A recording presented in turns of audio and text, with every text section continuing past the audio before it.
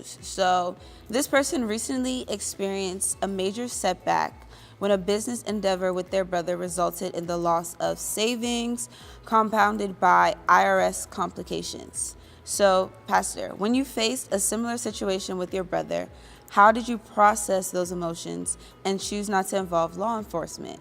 How did you move forward and remain receptive to your calling into full-time ministry during such a trying period?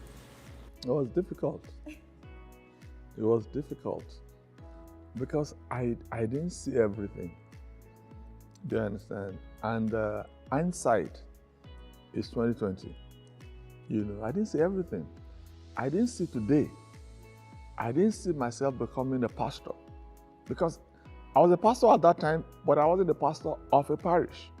Do you understand? I didn't see all that. All I saw was my money. And it was a lot of money. Do you understand? But what I also saw is that, and it's a fact of life I live with, there are some things I pray not to lose. I don't want to lose God. But if I lose money, I can make it again. I can make money again. And that's it. And I've seen stories of people who have lost money, who have made it again. I'm telling you, who have made it again. So I'm not afraid of losing money because I know that if God has given you the grace to make the money in the first instance, and this is money that you honored Him with, He is able to make another way. Do you understand?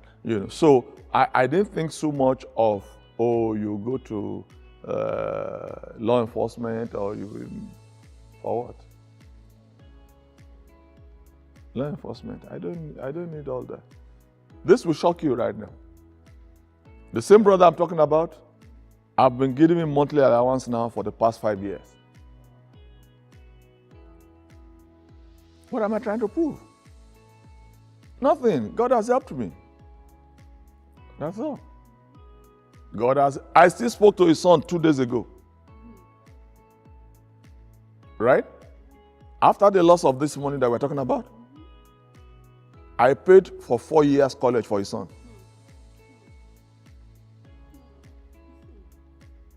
This might not be things I want to be saying on air, but I'm just telling you what goes on behind the scene. Do you understand what I'm saying? So honestly, I'm not going to fight. Can I tell you? It's shocking. We're listening. I've loaned people money, and they did not repay. They did not pay back. They are still in this church. Pay me my money. I know. So what I'm going to do. What am I going to do? There's nothing. Because that money meant a whole lot at that time. Yeah. But what that money meant to me then is not what it means to me now. In comparative times. That's what I'm trying to say. So what I'm trying to say is that, honestly, if you hold on to God, God will take you out of the ashes and you will rise again. We just have to believe Him. Just have to believe Him. So, Pastor, switching things a little bit back, regarding your wedding, and I think this person is taking something from the series.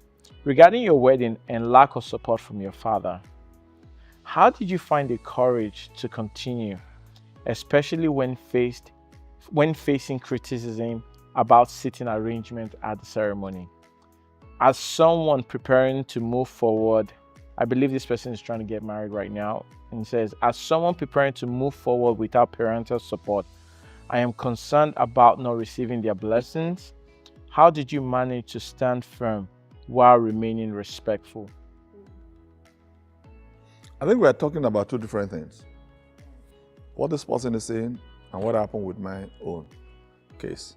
What this person is saying is about, parental, approval for the person that they want to get married to. That was not my case. My dad didn't say he didn't approve of my wife, and my in-laws did not say they didn't approve of me. That was not the issue. In my own case, they were bringing in a fight from way back into my present. And this is what a lot of people forget. When they get married, or they have a relationship and then they have a child out of it. And I tell them that don't break up in bitterness. Because this child is going to graduate. Right. This child is going to get married. This child is going to have their own children. Do you understand what I'm saying? And every time that those things happen, you will meet each other, you will see each other. Yeah. So what are you going to do? And this is why some people, it is at the time of the marriage, of the wedding, that they use as a fighting platform to get back at each other for a fight of 30 years prior. That's stupid, really. I'm telling you, excuse my language, it's stupid. You don't understand what I'm saying? Because it's no longer about you 30 years ago. You are both not married again. So what is the point? What is the problem? This child is the one in question. Let's rally and support this child. Right. I might have disagreement with you. I might have disagreement with you. But if we have a common objective, that is, let's raise JHB up. Honestly, I don't care about my differences with you. Yeah. This is what we have agreed. Let's raise JHB up.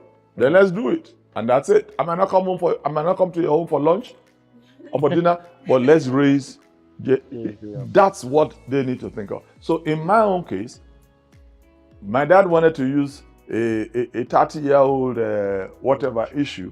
And I said, no, it's not going to happen. It's not going to happen. This woman has taken care of me most of my life. Right. Do you understand what I'm saying? I married at 31, right? Yeah. I was with this woman, my mom, for 20 years of my life before I started with my dad. So now I'm 31, that's 11 years versus 20. And you want to erase 20 years. Just like that, it's not going to happen. It's not going to happen. Do you understand? So I said no. So this is why I tell you that I study patterns. Right. Yep. Every help was withdrawn from me. But the marriage still happened. The wedding still happened. The marriage, we celebrated 35 years of it. Why will I now doubt him now? If he did that 35 years ago. Right. Somebody will now say, oh, I will withhold my finances from the church. I said, please put it in your pocket. Because God has remnants.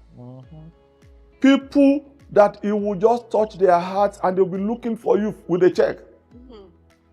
And I say, how did you know?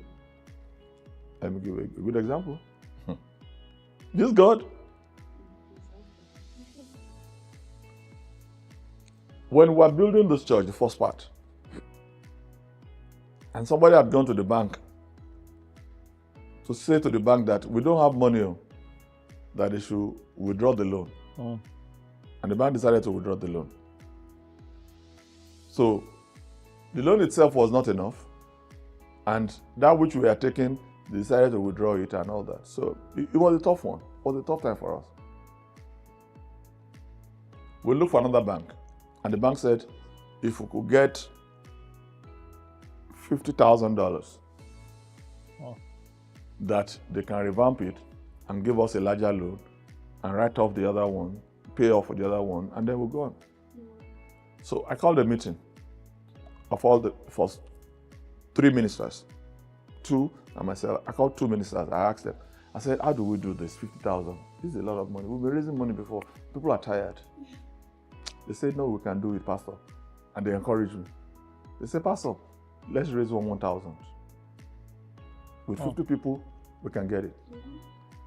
I was encouraged. So on the day we came to church, we tried to raise the money.